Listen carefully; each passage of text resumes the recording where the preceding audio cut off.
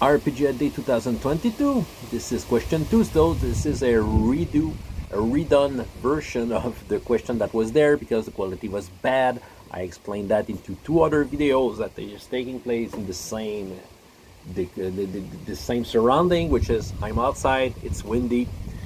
So, question 2. What is a great introductory role-playing game?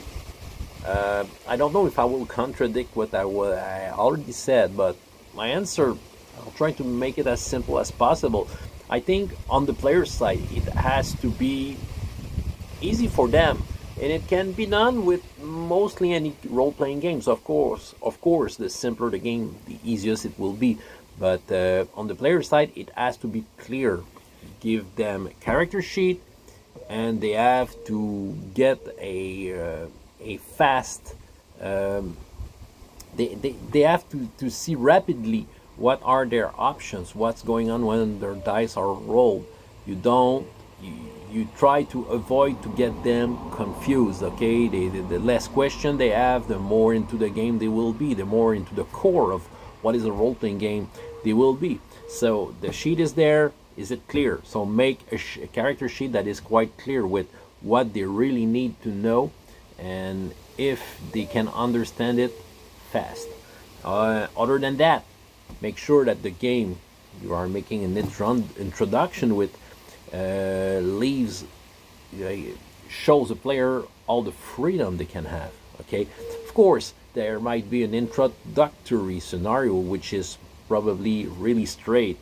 Okay, but yeah, at the same time, you know, they need to feel what is to have that sort of agency and freedom. So I think a good introduction would be to already show that. That's what I think.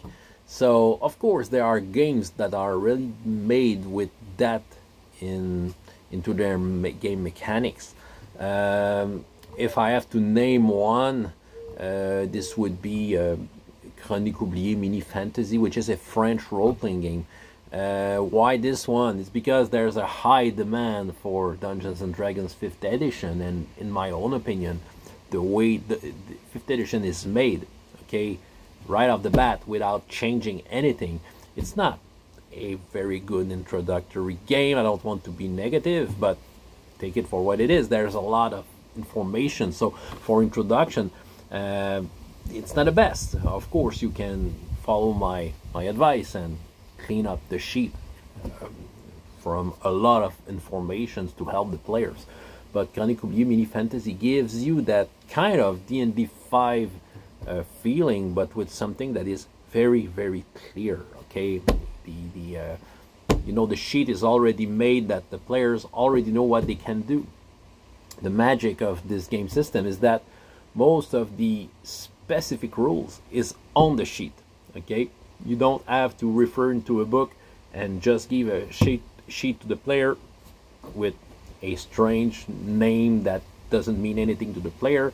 You have the definition of what it is.